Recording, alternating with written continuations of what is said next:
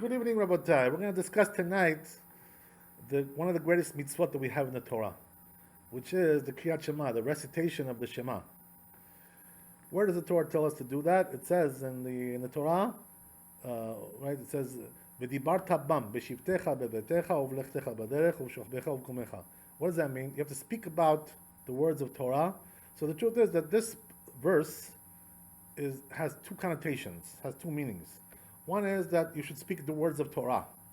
B'dibarta bam, speak the words of Torah. We're commanded to speak words of Torah. There's also another way to learn that commandment, which is talking about Kriyat Shema. You have to say the words of Shema every day, right? How many times do we have to say the mitzvah of Shema? Once in the day and once in the night. This is the mitzvah from the Torah. We do it once in the morning, once in the evening, and we fulfill our obligation like that. Why? Because it says "Uv'shochbecha uv'kumecha." What does that mean? When you lie down and when you get up. What does that mean when you lie down at night? When you get up, it's talking about the morning, right? As everybody would know. Everybody would guess. So therefore, we have to say Kriyat Shema 2 times a day. But this mitzvah has a very, very great deal of significance. It's not just something, light.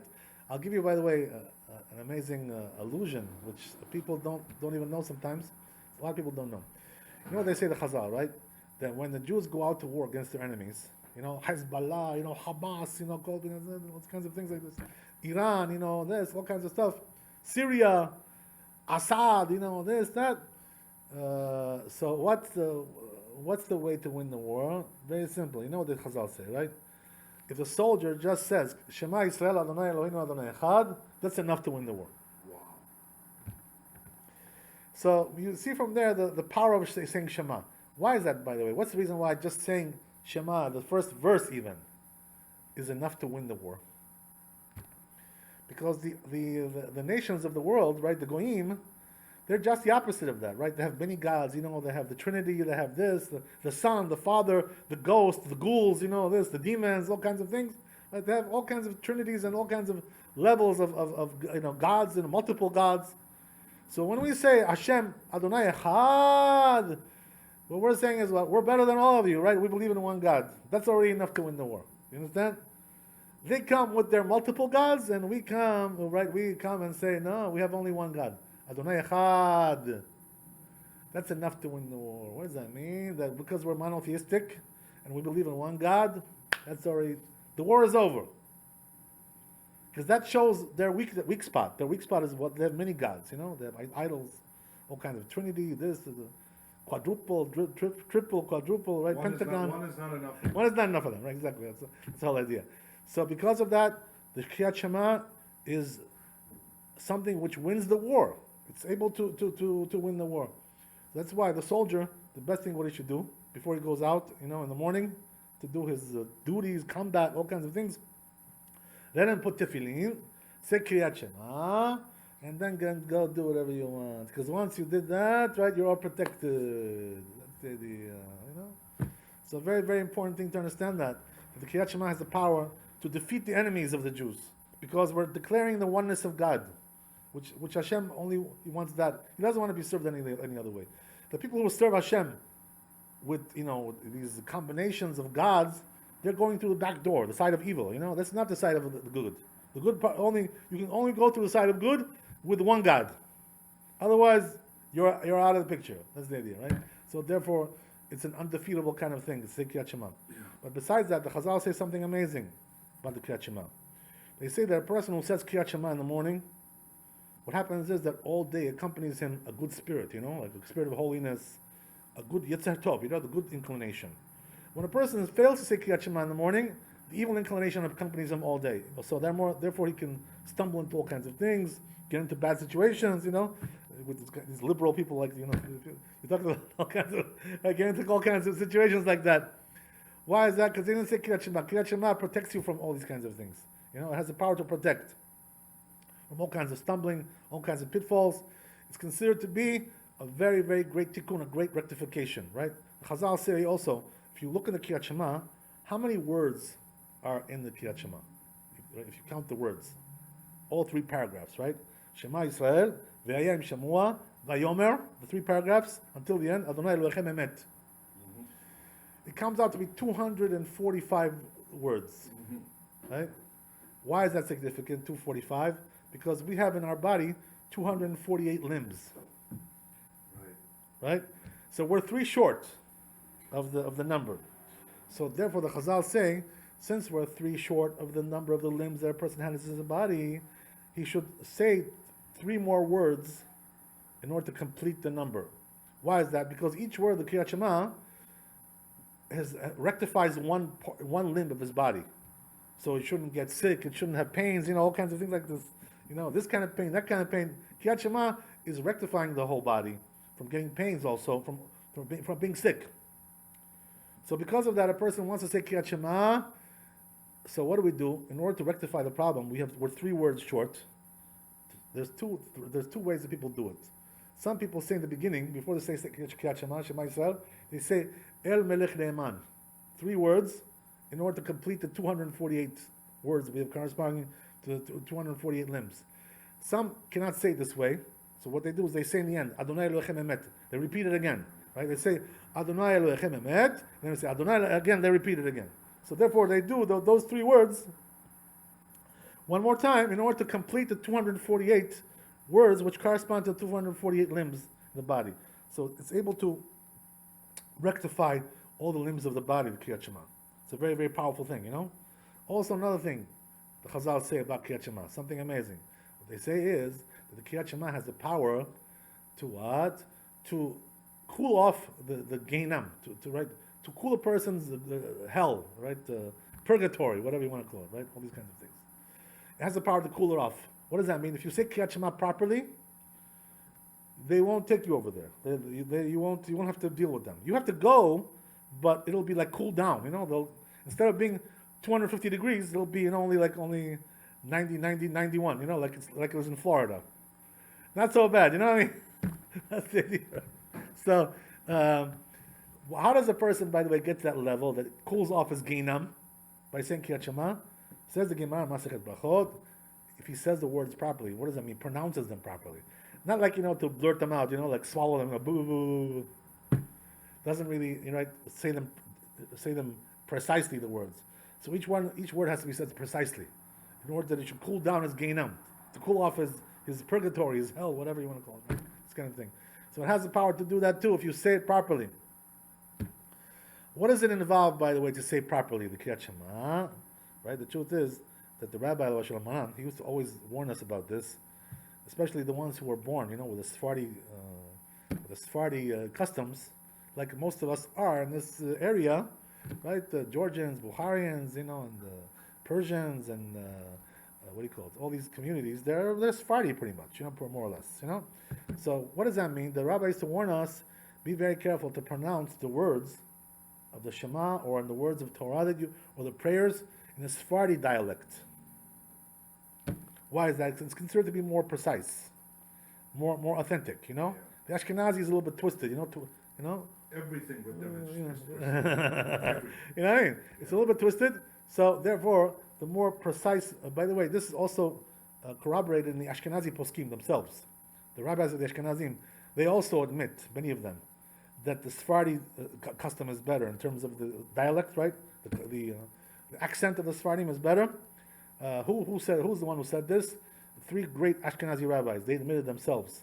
This was the Ridvaz, one of the great poskim of the Ashkenazim in the last 100 years, and also we had the Rabbi Natan Adler, who was the rabbi of the Khatam Sofer, and also we had the Hafla'ah, Rabbi Pinchas Levi Horowitz. All these big rabbis, they all admitted the Sephardi dialect is better, the Sephardi pronunciation So why don't is we better. just have that one dialect? Right? Because the Ashkenazim, that's their custom, So you can't really take away somebody's custom and say, don't do that. It's their, but for us, it's not our custom. So there's no reason for us, to emulate this dialect that they have, because it's not really considered to be so correct, right? What's the reason why, by the way, the dialect of the Ashkenazim is not so correct? Why is ours better? What's the reason why? So says the Ridvaz, who himself was Ashkenazi. Yeah. He says that the reason is because the Sephardim didn't go so far away from Eretz Israel. They stayed in the Middle East, more Syria, Iraq, Egypt, those areas, right? They were close to Eretz Israel, so therefore the dialect was more saved, was more kept clean. But the ones that went far away to Europe, in these places like Germany and Austria, with their weird accents, so they lost the accent of the Jewish accent, they lost it. Gold Meir was quoted, Yeah, if a Jew doesn't speak Yiddish, right. they can't consider themselves a Jew. Oh, okay, yeah, I understand.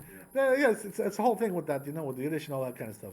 But the truth is, that when it comes to when it comes to dialect, when it comes to pronunciation, the Sephardi one is considered to be better. So therefore, if a person was born Sephardi, Yes.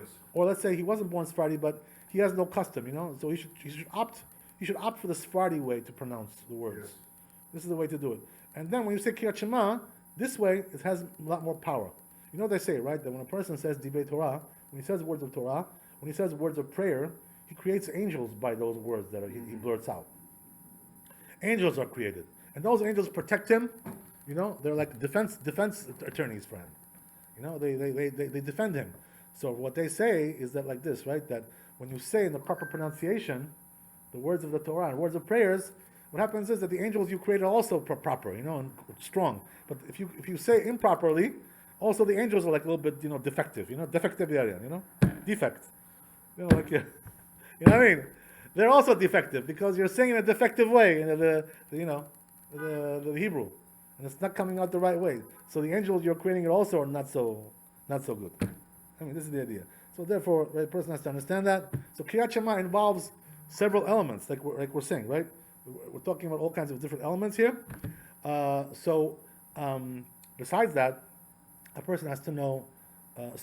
We're trying to begin to understand how important Kriyat Shema is, right? It's a very central theme.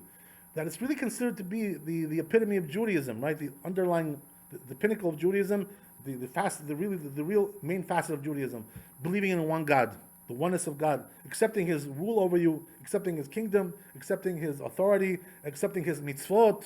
Right. The next paragraph, the second paragraph, talks about accepting His mitzvot. The first one is talking about more you're accepting His kingdom, His rule. Second one's talking about the mitzvot as well. So all these things are accepted by you when you say that.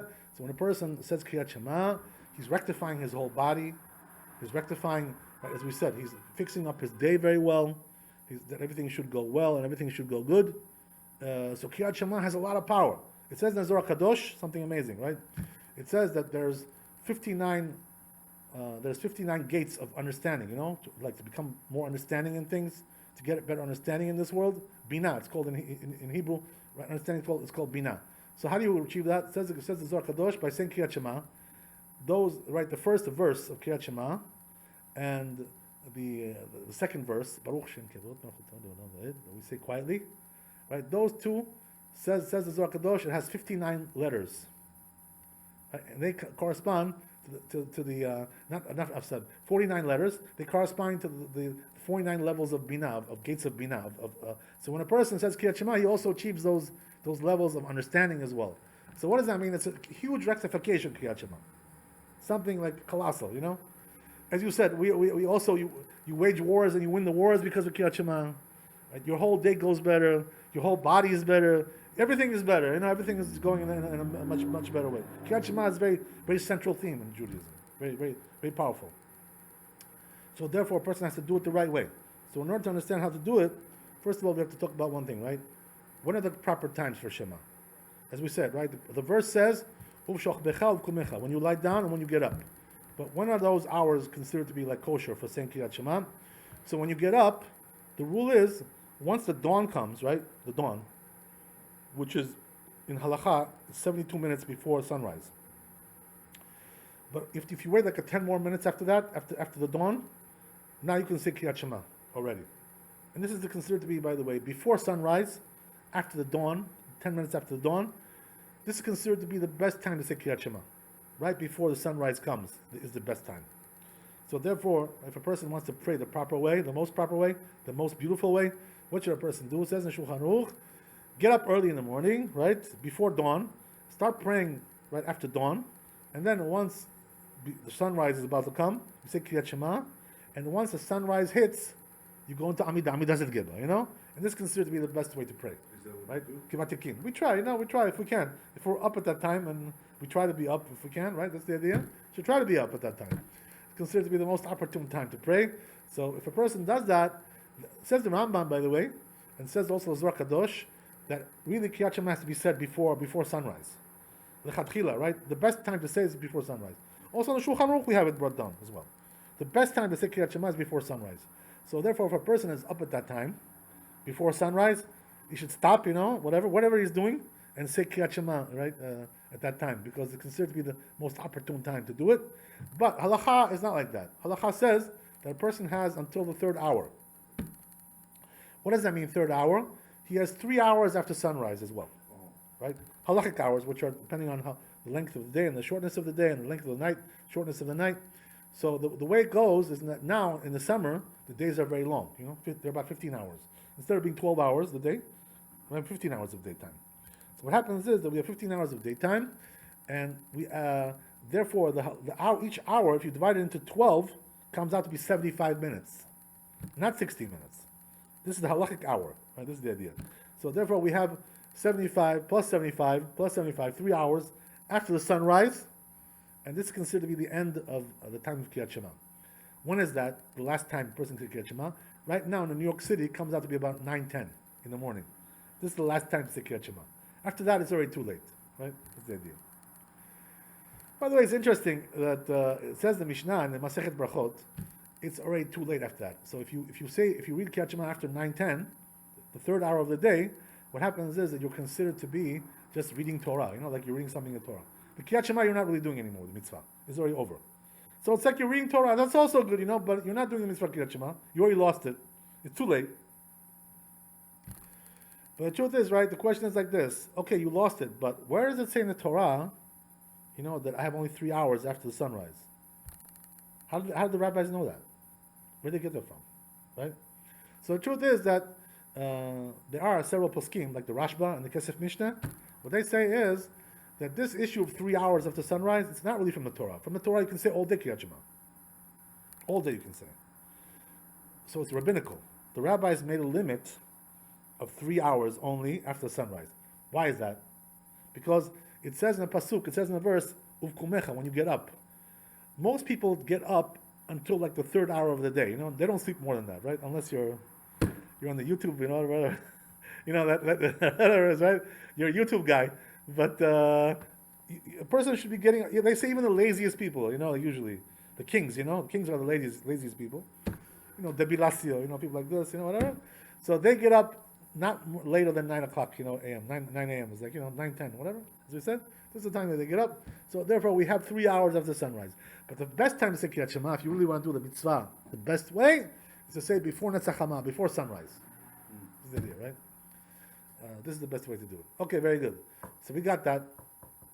Now there's also the issue of there's another important thing when it comes to Kriyat Shema, which is the Gemara says in Masechet Brachot, if a person says Kriyat Shema without tefillin, he's like testifying falsehood against himself. He's false testimony against himself. What does that mean? What's the meaning of that, right?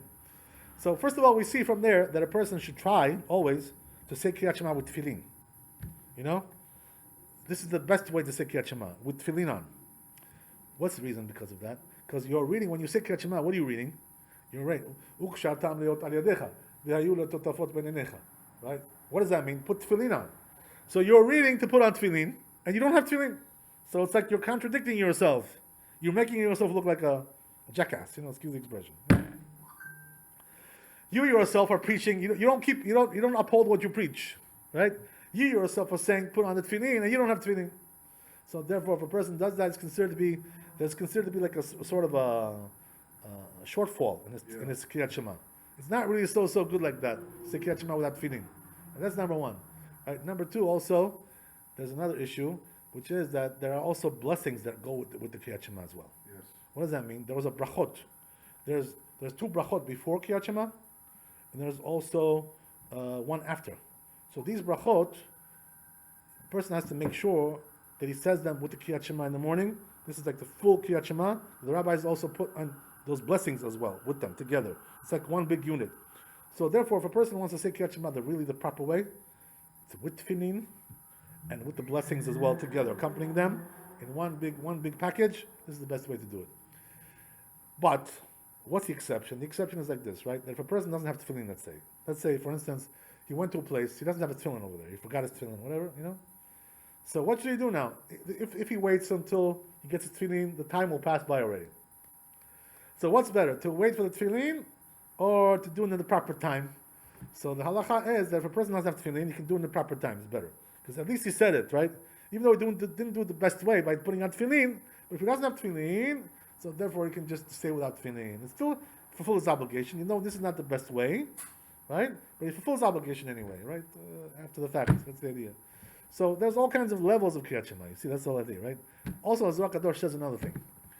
A person, besides having tefillin on, there's another thing a person should have when he says Kriyat Shema. What's that? Tzitzit, right? Talit. You know? Why is that? That's a must.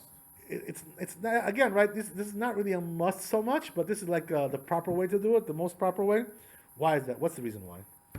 Because it's when you're reading the Kriyat Shema, you're also reading about tzitzit, right? Ve'asur lahem tzitzit. How can I tell them? Saying tzitzit 3 times. So you are talking about tzitzit again, right? And you don't have it. So you're like accusing yourself. You're contradicting yourself. You understand? So therefore, it says that Zohar Kadosh, when a person says Kriyat Shema, 2 things he should have. One is tzitzit and one is tefillin, right? If you do it like that, then you did it the proper way. When it comes to Shabbat, when it comes to Yom Tov, you cannot put tefillin. So therefore, all you need is tzitzit. That's already something else, right? When you can't put tefillin, you can't put tefillin. What's the reason, by the way, we don't put tefillin on Shabbat and on Yom Tov? What's the reason why? You know what the reason is? Because those holidays are themselves like a sign on us. You know? So when you have a sign of the holiday, you don't need also another sign of the tefillin. It's like, it's a double whammy, you know? It's too much already, you know? You don't need 2 signs. 1 sign is enough, you know? That's the idea. So therefore, when it's weekday, you have to put tefillin. When it's Shabbat and Yom Tov, we don't put tefillin, right? Also, Chol HaMoed, the holidays, the intermediate days of Pesach, the whole 8 days of Pesach, the whole 9 days of Sukkot, we don't put tefillin. All those 9 days. Because it's all one big holiday, so therefore there's no tefillin on those days, right? Even though some Ashkenazim they put, but most people don't put, right? Even on Passover they put in the intermediate days, right? Not the first 2 days, in the middle days, right? Because those are not Yom Tov. This is like Chol HaMoed, it's called. But we don't do Chol HaMoed, we don't put tefillin because it's still considered to be part of the holiday. So therefore, we don't put. That's the idea. Most people don't put. Most Jews don't put. Why is that? Because it says in the Zohar Kadosh not to put. It says in the Zohar that on the intermediate days of the holidays, a person should not put tefillin. So therefore, according to Zohar, a person should not do it. That's the idea. Okay, very good. So we see, right, that a person needs to, if he wants to say Kriyat Shema, number 1, he has to pronounce the words properly, right? It's the proper way to do everything. Make sure you say everything good, right? Don't swallow words, boo, boo, boo. No good. That's not really the effect. Also to put tefillin, to put tzitzit, right? All kinds of things like this. And also to say it with the brachot. But if a person, right, didn't do any of these things, let's say, right? He just said the Shema, he fulfilled his obligation anyway, But not the best way to do it. There's different levels. Right? That's the idea. All we just said now is talking about the daytime Kriyat Shema, right? What about the nighttime? The nighttime, there's no tefillin, right? You cannot put tefillin at night. Not allowed. Right? And also, there's no mitzvah tzitzit at night. There's no mitzvah tzitzit. You don't have to take it off, but there's no mitzvah. There's no commandment to have tzitzit at night. So therefore, we don't have tefillin, we don't have tzitzit. Right? All these things we don't have.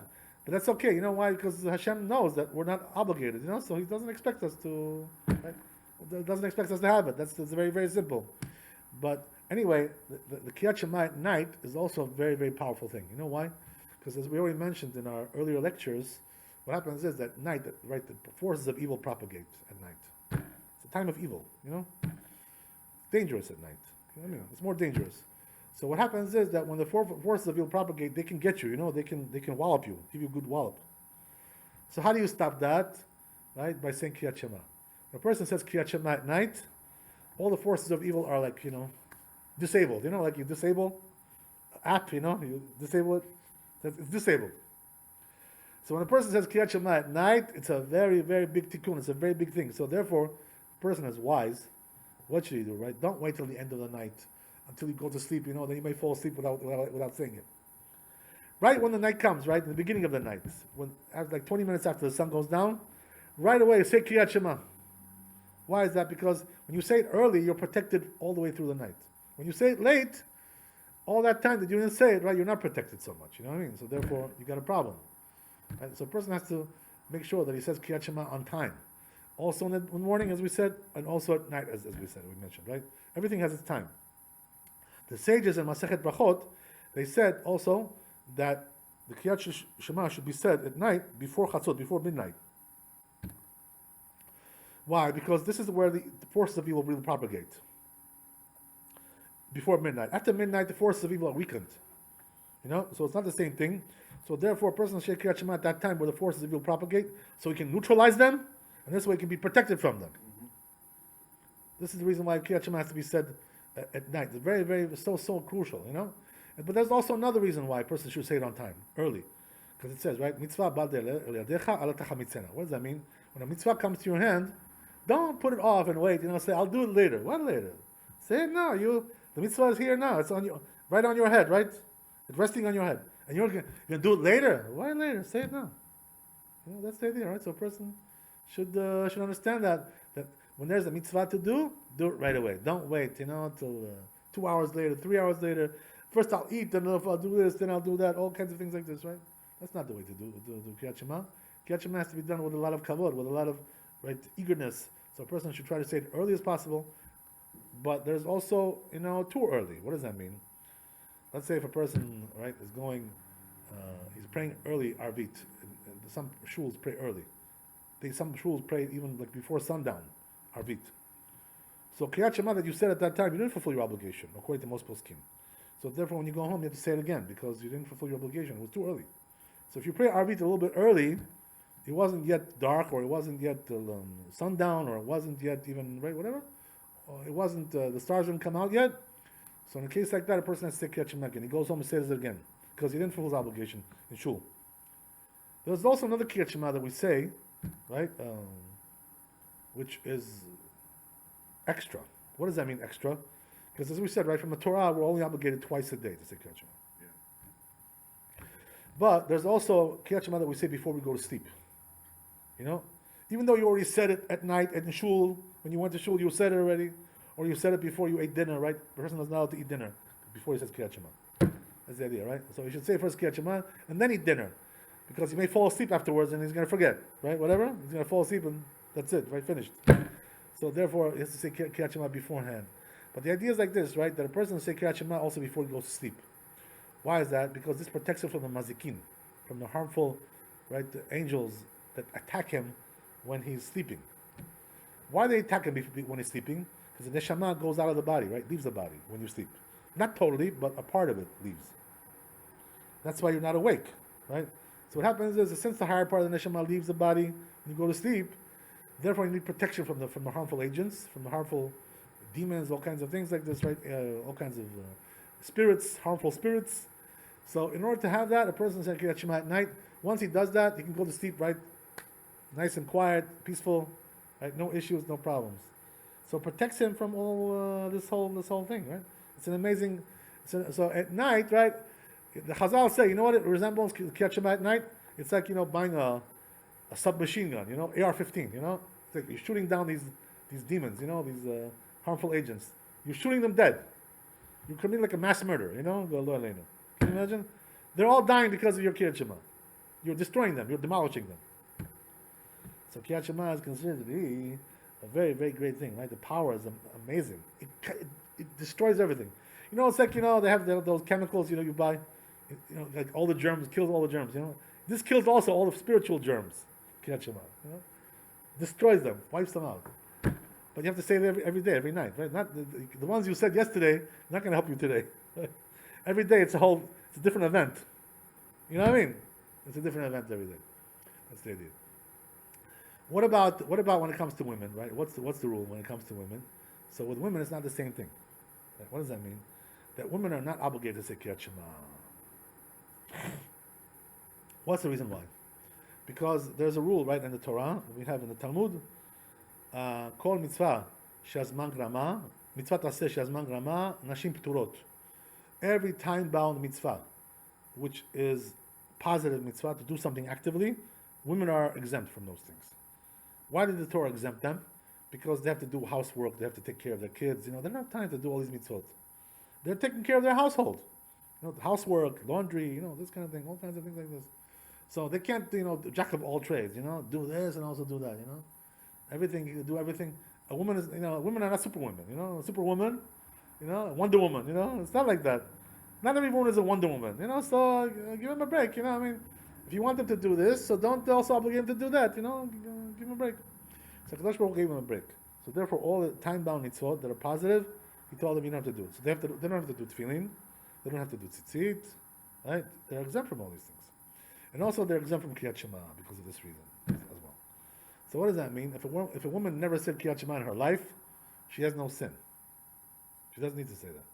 But nevertheless, right, the poskim said it's very good for them anyway, to say Kriyat Shema. What does that mean? For two purposes, right? One is when they pray in the morning, the ladies, they're also obligated to pray at least once a day, according to Rambam. A woman is also obligated to pray once a day. Men are obligated to pray 3 times a day. That's something else. Women are obligated to do once a day, according to Rambam. There's also other opinions. Tosfot says 3 times a day. It's a different opinion. According to Rambam, only once a day. But the point is, right, that when they say in the morning the prayers, the ladies, it's very recommended, not obligation, but recommended they should say Kriyat Shema, at least the first verse and the first paragraph. Why is that? But they're not obligated. Yes, but anyway, to accept the kingdom of heaven, right? To declare the oneness of God. It's considered to be something really, really good, something very, very, very beneficial. So therefore, a person should try to do that, right? To declare the oneness of God, even if she's a lady. So therefore, the custom by the ladies is when they pray in the morning, they say also Shema, the first paragraph. Not obligation, but it's a minhag, custom. That's the idea. So also when they go to sleep at night, right? Say the Chachamim, they should also try to say. Why that? To protect themselves at night from bad dreams, all the bad influences, right? All kinds of things. As we said, right? That this kills all the germs, the spiritual germs. It wipes out all the germs. So therefore, what happens is that when you say Kriyat Shema at night, so therefore the recommendation to ladies is that they should say also Kriyat Shema at night before they go to sleep, in order to protect themselves from these harmful agents, these harmful spirits, and all kinds of things like this. Very, very good idea. The custom is to say it, and according to the Arizal, but there are different customs. According to Ashkenazim, the ladies just say the first paragraph at night. The first verse, first paragraph. According to the Arizal, according to Kabbalah, they should say the whole 3 paragraphs, from beginning to end. Why is that? Because it gives you full protection, the whole thing, from being A to Z.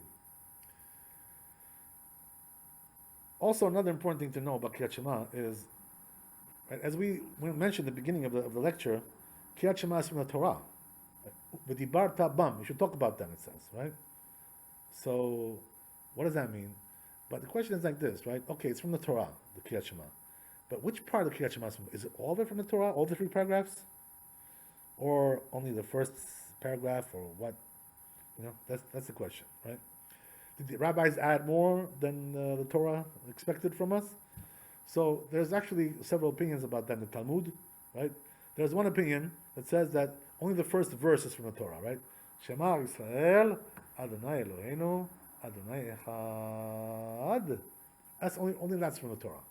The rest is rabbinical, according to one opinion, right? There's another opinion that says the first verse and the first paragraph from the Torah, and the rest is rabbinical. So everybody agrees, right, that the whole Kriyat Shema is not from the Torah.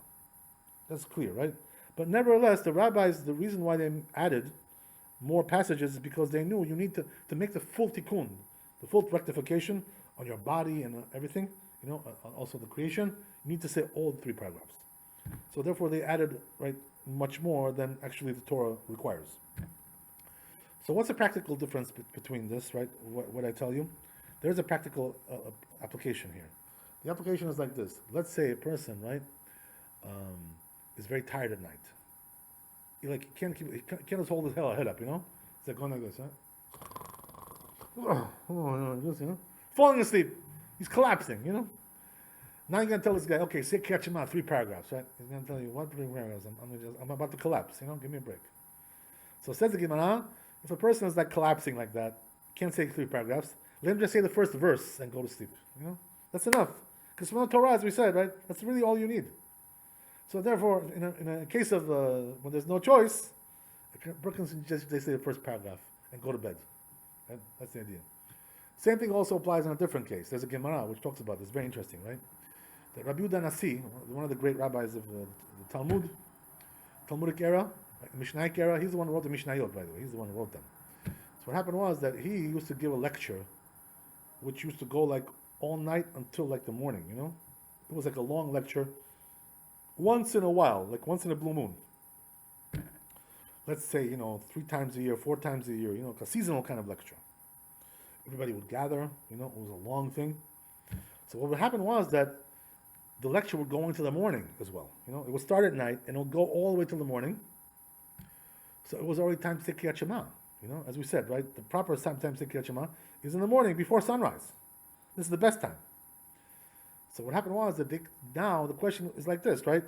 Should they stop to pray and then continue the lecture? Or should they first finish the lecture and then pray? Okay, what's better to do, right? So the truth is, right, that the Torah lecture, when it comes to like public lecture in public arena, is considered to be more important than prayers. So it supersedes the prayers, right? So therefore what they used to do is they wouldn't stop for the prayers, the lecture. They would keep going. Oh, mitzvah, patur mitzvah. What does that mean? When you're doing one mitzvah, you're exempt from a different mitzvah. Since you're doing the mitzvah of Torah, you're exempt now from the mitzvah of Kriyat Shema, of prayers. So therefore, what he used to do is Rabbi Nasi, he wouldn't stop to pray or say Kriyat Shema even. Can you imagine? Even for 2 minutes, he wouldn't stop. How long does it take to say Kriyat Shema? 2 minutes? He wouldn't stop for that. So what would he do? In the middle of the lecture, right, as his interpreter was saying, right, translating his words, he would just like pass over his eyes like this, his hand, and say the first pasuk, right? Shema Yisrael Adonai Eloheinu Adonai Echad. That's it. That's all he would say. Why? Because from the Torah, that's all you need, right? So therefore, in a case like that where they were learning Torah, he didn't want to stop down to say the whole Kriyat Shema even. They were exempt from that. So therefore, he just said the first pasuk like this, right? Pass his hand over. That's it. Finished. Right? So there is a practical difference when we say that the Kriyat Shema from the Torah is only one verse. It's not really the whole 3 paragraphs. But nevertheless, says the Arizal, right? It was the greatest Kabbalist that we had 500 years ago. He writes the Arizal something amazing. He says that nowadays, though, things are not the same as they used to be before. What does that mean? The Talmud, pretty much, as we said, right, says that if you say the first verse, you're pretty much done, in terms of, protection. The first verse will protect you. But says the Arizal, now the world is so polluted, as time went along, the pollution gets deeper and deeper, We have, Black Lives Matter, we have the Debilacio, we have all kinds of radicals, Antifa, these crazy people, springing up from here, from there, and all kinds of things, right? We have all these Looney Tunes springing up from everywhere. So these people, the world is more dangerous nowadays. So what are we trying to say? Says the Arizal, in order to get full protection nowadays, with this dirty world that we live in, right, you need all 3 paragraphs. So therefore, says the Arizal, whether you're going to sleep at night, or whether it's in the morning, or whatever it is, you should say all 3 paragraphs in order to get the full protection. That's the idea, right? So therefore, the devout Jews, the religious, devout Haredi Jews, they always want to say the Kriyat Shema all the way, right, from beginning to end. Nothing, right, no holds barred. That's the idea, right? That's the best way to do it. So therefore, a person should try to do it that way. But as we said, right, that in a case where there's no choice, sometimes there's no choice, sometimes there's no option, because you cannot do it for some reason, whatever. Okay, so then say just to the first verse from the Torah, you fulfilled your obligation, right? If it's not possible to say anymore. That's the idea, right? Another important thing, right, regarding Kriyat Shema, is that a person is not allowed to say it in a place which is filthy, or there's a bad smell there, something like that. Not allowed to say. Right? It has to be a place which is clean. V'haya machanecha kadosh, right? It has to be, your abode has to be clean. So therefore, if there's a bad smell there, like, from the bathroom, whatever, coming out, or if there's some kind of feces, urine, things like this, a person is not allowed to say Kriyat Shema in a place like that. So what should he do, right? He can either leave the room, go somewhere else, to a different place. That's one option that he has. Or there's also another option. Sometimes a person, like for instance, I'll give you an example. Somebody just asked me this question last week, right? The question was like this. Let's say a person is studying Torah, in a certain room, and there's a child over there, like infant, with diaper, with a diaper on, So let's say, right, you're not sure if he did poo-poo in there or whatever, He went in there in the diaper, he didn't go. You didn't really check, whatever. So you have to keep checking every second, or can you just continue learning, continue studying? Because the bad smell, which is whatever, there may be feces in the room. So the truth is, what I told them like this, right? And my answer was, according to the Shulchan Aruch, which I displayed to them, the rule is like this: that if the feces is covered with something, and the smell doesn't get to you, you can't smell it, so then you can keep on studying Torah or saying Kriyat Shema. A person can do that. So when is there a problem? When the feces is uncovered. Then if it's uncovered, even if you don't smell it, if it's human feces I'm talking about, if you don't smell it, even if you don't smell it, you're not allowed to say Kriyat Shema over there. You can't say. So how should you do it? Either cover it with something, or go to a different room, right? Whatever it is, you gotta do something with that, right? If the smell comes to you, you can't say it anyway, no matter what. But if the smell isn't coming to you and it's covered, so then you're allowed to say Kriyat Shema in a place like that. There's also another thing which prevents a person from saying Kriyat Shema. You know what it is? Let's say, for instance, there's a woman, right, singing over there in that room where he is. He hears her voice, and he sees her over there. So that's considered to be like, attractive. It's considered to be like, So therefore, right, he's going to lose concentration like that. So therefore, the rule is that if a person has a woman singing in the room that he is in, or let's say she's she's there with immodest clothing, the clothing is not modest, so in a place like that, you're not allowed to say Kriyat Shema when you're watching her like that, when you're looking at her or you're listening to her singing. So what should a person do in a case like that? You should go to a different place, different room, right? That's the idea, or wait till she stops, whatever it is. A person has to make sure that he's not being fed all these kinds of impure things when he's saying Kriyat Shema or studying Torah, right? That's the idea. There's also another way, really. There's also another solution, which is that he can put on, some earphones, earplugs, or he can, look the other way, not to see her, whatever. Close the eyes, or look around, turn around. If a person does that, he's also okay. That's the idea, right? So Kriyat Shema requires a clean environment. Right? In order to say Kriyat Shema, it also requires a clean body as well. What does that mean? Right? A person shouldn't say Kriyat Shema when he has to go to the bathroom. First, let him go to the bathroom, clean himself out, and also if there's any excrement on his body, right, outside on his body, or even if it's covered, by the way, even if the excrement is covered, if it's on his body, you're not allowed to say Kriyat Shema until he cleans it first. And that's the idea. So Kriyat Shema has many different facets, many different elements. That's the idea. But the point is, right, the Kriyat Shema is considered to be such a great mitzvah. One of the central themes of Judaism, right? The oneness of God. As we said, that when a person declares the oneness of God, and he says the Kriyat Shema with the proper kavanah, with proper intention, and this is also, by the way, I want to finish off with this, right? The person, in order to fulfill his obligation with Kriyat Shema, he also has the proper concentration. This is like a prerequisite. What does that mean? Since, as we said, right, only the first verse is really from the Torah, or the first paragraph, so therefore he has to concentrate on the first verse when he's saying it, right? He has to know what he's saying. Shema Yisrael, Adonai Eloheinu Adonai Echad. You have to know what you're talking about. Don't just like daydream, Because if you're daydreaming during the first verse, you didn't fulfill your obligation. Because that's from the Torah. Are we allowed to say it in bed before we close our eyes and go to sleep? That's what we do. Before we go to sleep, we say it, right? That's the idea, right? Yeah. Sure. But the question is, right, how to say it, sitting in bed or lying in bed, right? There's all kinds of different variations with that, right? So they say that if he is sitting in bed, no problem, right? If he's lying in bed, what he should do is turn to the side, of his body, like this, lie on the side. Not like to lie on your stomach or your back. Right. That's not respectful. So lie on the side, and then you can say Kriyat Shema even while you're in bed. That's the idea, right? But he has to have concentration. He has to concentrate on what he's saying, at least the first verse. According to the other opinion, the first paragraph as well. The first verse is really the main part, as we said from the Torah, right? So therefore, he has to make sure that if he didn't concentrate on the first verse, he didn't fulfill his obligation with Kriyat Shema. He has to do it again. This is the idea, right?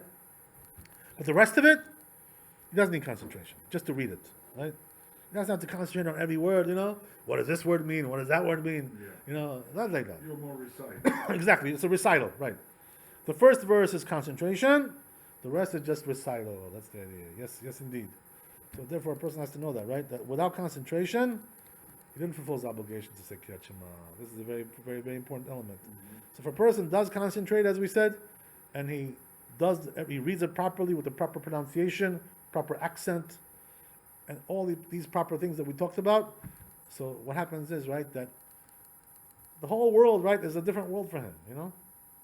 Everything is open, everything is clean, everything is nice and, you know, rectified, you know, nice and ready for use, right? Usable. But when a person doesn't Kriyat Shema, he's not makpid on that, he's not careful about Kriyat Shema, Shem Yachem, right? He's going to get damaged by that, very, very, very severely.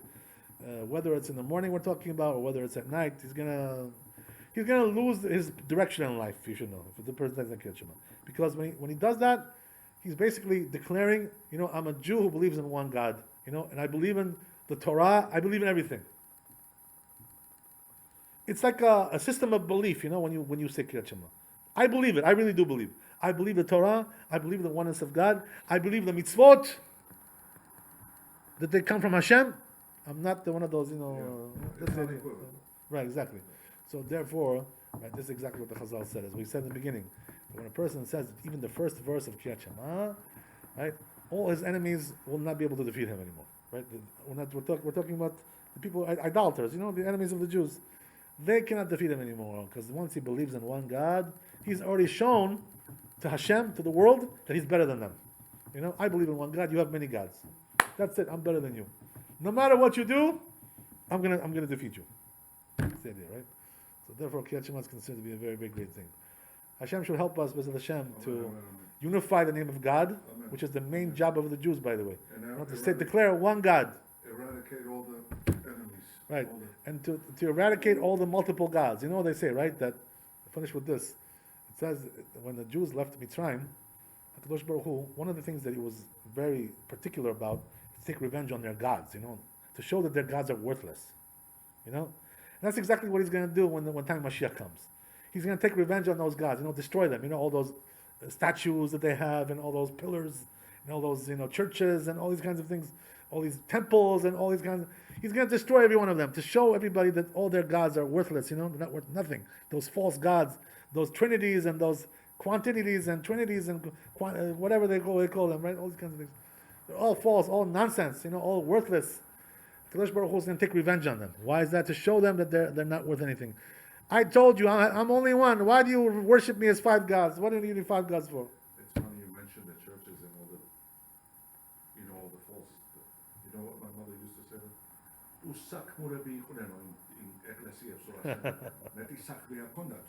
They had nothing better to do in their life. It's true. So they voted their time.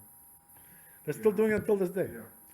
Baruch Adonai Leolam, amen. God should bless you and keep you healthy and to keep you away from all the pains and aches and all the all the doctors and surgeons, and you should be able to live by yourself independently. Something is going on, brother. One man under God indivisible.